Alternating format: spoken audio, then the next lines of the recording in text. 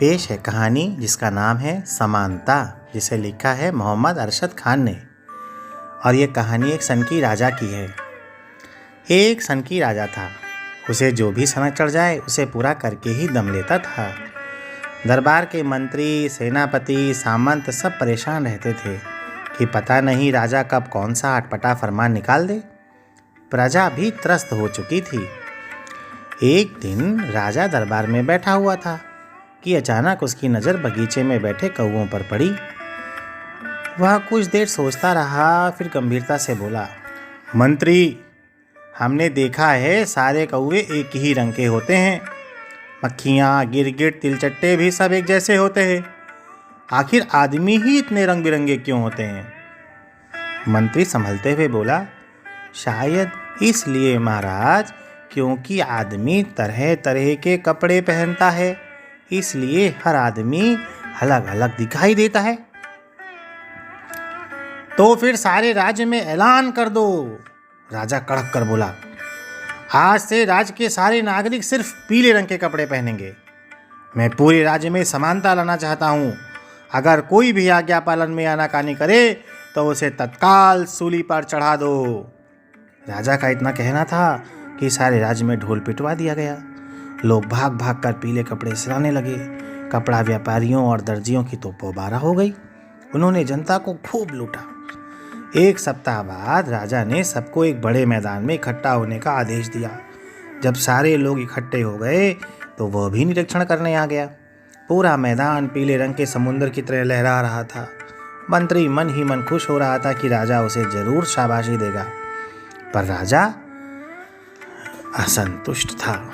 उसने कहा, मंत्री, कपड़े तो सबके एक तरह के हो गए, पर लोग अभी भी एक जैसे नहीं दिखाई दे रहे हैं। कुछ जवान और हष्ट-पुष्ट हैं, कुछ बूढ़े मरियल से दिख रहे हैं। इन बूढ़ों को इस राज्य में हाँक दो, न जाने तो न माने तो नदी में डुबो दो। राजा का आदेश सुनकर अफरा तफरी मच गई। बेचारे बूढ़े बुजुर्ग राज छोड़कर भागने लगे। कुछ ने तो डर के मारे आत्महत्या कर ली, कुछ को पकड़कर नदी में डुबो दिया गया। पूरे राज्य में रोना पीटना मच गया। उन बूढ़ों में बहुत विद्वान और पढ़े लिखे लोग भी थे, पर राजा को कौन समझाता। कुछ समय बाद राजा ने फिर सबको मैदान में इकट्ठा होने का आदेश दिया। इस बार मंत्री ने पहले से तैयारी कर रखी थी। उसने मोटे, ताजे और जवान लोगों को सबसे आगे खड़ा कर रखा था। उसे विश्वास था कि इस बार राजा जरूर संतुष्ट हो जाएगा। पर राजा फिर भी संतुष्ट नहीं हुआ।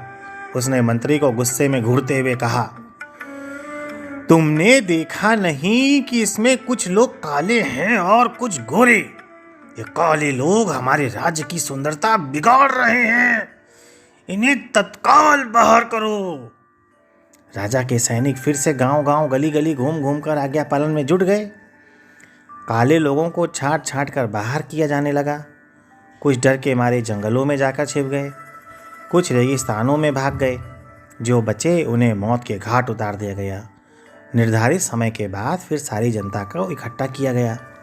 समय पर राजा आया, मदमदाता, झूमता, मद से लाल आंखें लिए हुए जनता को देखते ही बिफर कर बोला, मंत्री, तुमने कभी कोई काम ठीक से नहीं किया। तुम जैसे लोगों के कारण ही पड़ोसी राज्यों में हमारी बदनामी होती है। ठीक से देखो, इनमें अब भी असमानता है। मंत्री हाथ जोड़कर कांपते हुए बोला, महाराज, मैंने तो आपकी आज्ञा अनुसार सारे काले लोगों को राज्य के बाहर निकाल दिया। अब तो सिर्फ गोरे लोग ही बचे हैं। पर इनमें भी कोई मोटा कोई पतला है। मेरे राज्य में सिर्फ मोटे लोग ही रहेंगे। सारे कमजोर और पतले लोगों को बाहर निकाल दो। मंत्री फिर से काम में जुट गया। हफ्ते भर बाद राजा फिर आया। उसने जनता पर एक और निगाह डाली और कहा, ये अब भी समान नहीं है। इनमें कुछ लंबे और कुछ नाटे। मेरे राज्य में नाटे लोगों के लिए कोई जगह नहीं है।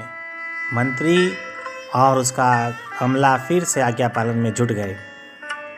इसी तरह राजा कभी गंजी चांद वालों को बाहर करता, तो कभी घुंघराले बाल वालों को, कभी चपटी नाक वालों को तो कभी छोटी आंख वालों को। और फिर एक दिन ऐसा आया कि राज्य में कोई नहीं बचा। उसके मंत्री, दरबारी, सैनिक, यहाँ तक कि उसके अपने परिवार के लोग भी उसकी सनक का शिकार हो गए। पूरे राज्य में राजा अकेला बचा। बहुत दिनों तक वो पागल होकर दर दर भटकता रहा और फिर एक दिन उसने परेशान होकर जान दे दी।